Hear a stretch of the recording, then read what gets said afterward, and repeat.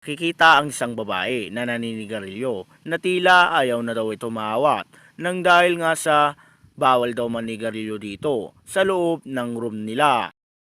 At yun nga, maya-maya pa, hinihipan pa ng babae ang muka nito. Inakala ng babae na napahiya ito. At yun nga, maya-maya pa, bumalik ang babae na may daladalang pambombero para bawian niya yung babaeng eto.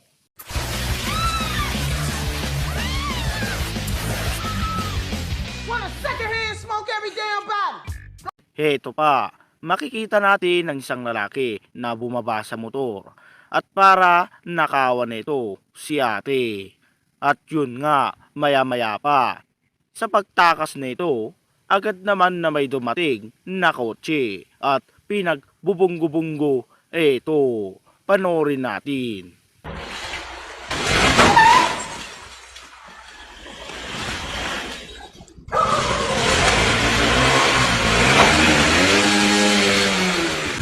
Heto pa kapatid, sa video naman na ito ay makikita natin ng isang lalaki na tila diring-diri na siya sa kanyang alagang aso.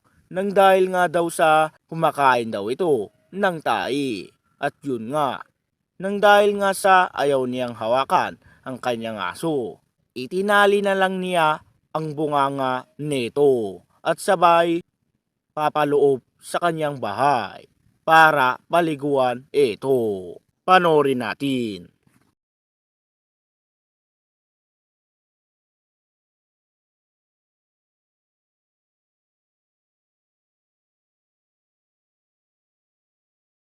Sa video naman na ito kapatid, ay makikita natin ang isang lalaki na tila may kinakausap lang sa kotse. At yun nga, maya-maya pa, biglang may umano'y na lasing yata na driver. Panoorin natin.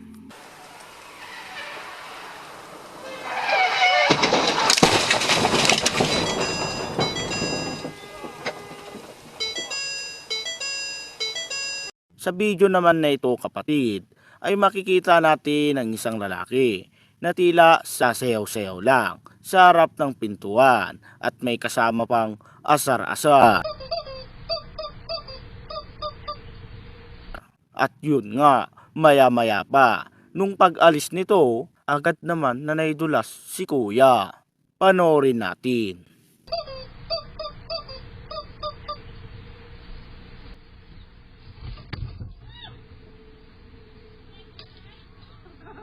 At heto pa, makikita natin ang isang lalaki na nagbubuhat habang naglalakad. At yun nga, sabi ng mga tao na magdaan-daan lang daw siya sa paglalakad. At sabi naman niya, makapit naman daw ang kanyang sapatos. At yun nga, nadulas ito. Panoorin natin.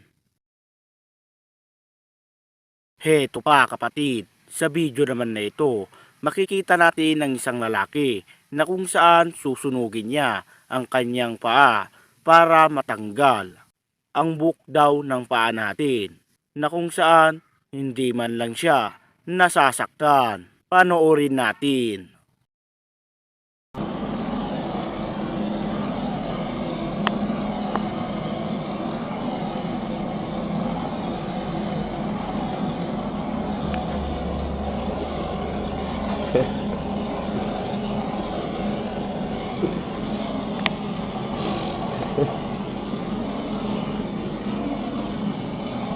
So kapatid, hanggang dito na lang po ang aking video. So nagustuhan mo ba? Pa-like at subscribe naman. So this is Gift YT. Maraming salamat. Kita-kits po ulit tayo sa susunod kaibigan. I'm out.